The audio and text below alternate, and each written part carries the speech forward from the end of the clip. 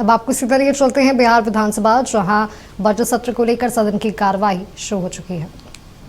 के अंदर जो ठीक है, आप ये जो सवाल है सर, वो पेंडिंग पड़ा हुआ है, वो आपके वहां पर डीओ के स्तर पर ये पड़ा हुआ है। और इसके साथ ही कई बार हाई कोर्ट के भी कई वेतन विसंगति का मामला जो है वो समस्तीपुर डीओ के पास में पड़ा हुआ है, उसको अविलंब माननीय मंत्री श्री राहुल कुमार जी सर, जवाब मिला है ना? जवाब अभी देखा है महोदय। चलिए, मैं पूरक सीधा पूछना चाहता हूं माननीय मंत्री जी से कि बिहार राज्य के तमाम राज्य कर्मी जितने भी हैं महोदय, सबके वेतन इंक्रीमेंट, वेतन वृद्धि संबंधित वित्त विभाग निर्णय करता है, उन्हीं का संकल्प है, उसके हिसाब से वो निर्णय होता है। लेकिन जो विशिष्ट शिक्षक हैं उनके लिए अलग से शिक्षा विभाग ने एक अलग से एक संकल्प निकाला और उसके बाद उनका इंक्रीमेंट का कार्य हो रहा है।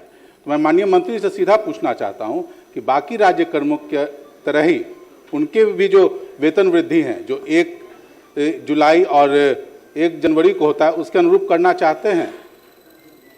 माननीय मंत्री है उसमें जब भी नियमावली बनती है या वेतन निर्धारण का मामला या वित्तीय कोई भी मामले होते हैं तो उसका निश्चित रूप से फाइनेंस डिपार्टमेंट पर उसकी सहमति ली जाती है। दूसरा, जो माननीय सदस्य ने अपना प्रश्न उठाया तो उसमें निश्चित रूप से जब विशिष्ट शिक्षक एक बार जब सरकारी सेवक बन गए हैं तब उनको जो भी सरकारी सेवक को जो भी सुविधाएं या जो भी देय होगा उनको भी मिलेगा। और जब से उन्होंने जो एक सक्षमता परीक्षा पास की है और करीब 2.5 लाख जो पास किए हैं तो उन लोग भी सरकारी सेवक हो गए, उन्हें भी वो सारी सुविधाएं दे है। जैसा कि पूर्व के माननीय सदस्य ने प्रश्न उठाया तो उस वक्त भी हमने कहा था और इसीलिए हम लोगों ने, चूँकि उनकी कैटेगरी अलग थी इसलिए अलग से इसका निर्धारण करना पड़ा, लेकिन उनके साथ किसी तरह का भेदभाव और विसंगति का प्रश्न नहीं उठता। धन्यवाद। श्री IP गुप्ता, पूछ लीजिए। माननीय मंत्री ने कहा कि उनके साथ किसी तरह का भेदभाव नहीं हो रहा है। इन्हीं का अपना विभाग का, इनका शिक्षा विभाग का जो उन्होंने कहा है कि वेतन वृद्धि दिनांक 1 जनवरी 26 से देय होगा। 1 जनवरी 25 को उन्होंने ज्वाइन किया विशेष शिक्षक के रूप में।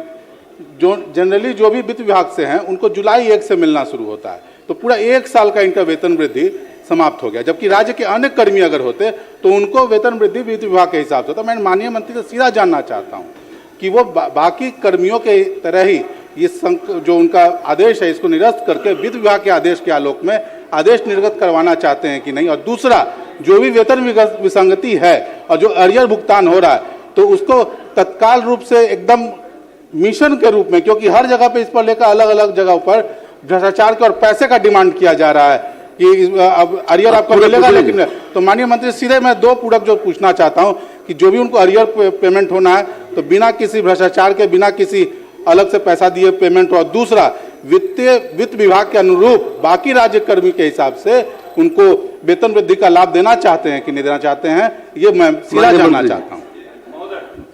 माननीय अध्यक्ष महोदय, जहाँ तक प्रश्न है एरियर्स का, तो वो DBT के माध्यम से, चूँकि सरकारी सेवक हैं, HRMS पोर्टल पर ह्यूमन रिसोर्सेज मैनेजमेंट सिस्टम है जिसके तहत जो भी वो सॉफ्टवेयर है जिसमें पूरे बिहार के सरकारी सेवकों को दिया जाता है, तो किसी को कोई चेक या अलग से कैश नहीं दिया जाता। इसलिए भ्रष्टाचार का अगर कोई मामला है और ऐसे हमारी नज़र में नहीं है तो वो डायरेक्ट DBT के माध्यम से HRMS पोर्टल के थ्रू उन्हें दिया जाता है। तो एरियर्स कैलकुलेट करके सीधे उनको पेमेंट होता है। और जहाँ तक इन्होंने जो डेट्स का बताया है उसको हम देख लेंगे, लेकिन जहाँ तक है कि आप एक बार जब पास कर जाते हैं उसके बाद आपकी काउंसलिंग होती है। चूँकि संख्या बहुत थी, 2.5 लाख से ऊपर थे, तो काउंसलिंग में उसको वक्त लगा, काउंसलिंग के बाद ही आप ज्वाइनिंग करते हैं, इसलिए इस तरह की बात हुई। फिर भी चूँकि माननीय सदस्य ने इस प्रश्न को उठाया उसको पुनः हम विचार करेंगे। IP गुप्ता, श्री IP गुप्ता जी, अनुमति आपको नहीं है, बैठिए आप पहले। गुप्ता जी खड़े होइए, बैठिए, सारी बात आ गई है, बिना अनुमति के नहीं बोलिए। संदीप सौरभ बैठिए, आ गया सारी बात, राहुल जी ने सारी बात रख दिया है। चलिए गुप्ता जी खड़े होइए, आप प्लीज खड़े होइए आप।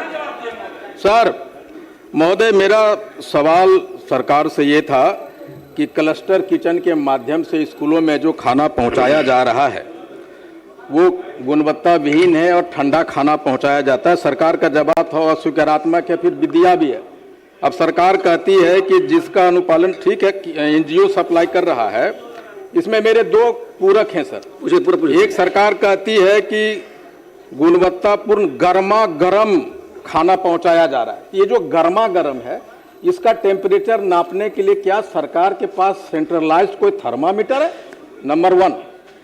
दूसरा, आप सरकार रसोइया को बहाल करके रखी है स्कूलों में, 2 से 7 है छात्रों के संख्या के अनुसार से। जब आपके पास रसोइया है तो क्या सरकार ये जो क्लस्टर किचन बाहर में बिठा के रखी है एनजीओ के माध्यम से, हम अब वही एनजीओ हमारे पास जो रसोइया उसको यूज करके स्कूल में ही खाना बना सकता है कि नहीं? ये 2 मेरे पूरक है सर। माननीय मंत्री। माननीय अध्यक्ष महोदय, जहाँ तक गुणवत्ता का प्रश्न है तो उसके लिए हम लोगों ने अच्छी संस्थाओं से थर्ड पार्टी मूल्यांकन कराया जाता है। इस आलोक में जो थर्ड पार्टी हम कहना चाहेंगे, जैसे Chandragupta institute of management and planning CIMP Patna से, एशियन डेवलपमेंट रिसर्च इंस्टीट्यूट आदरी से, ललित नारायण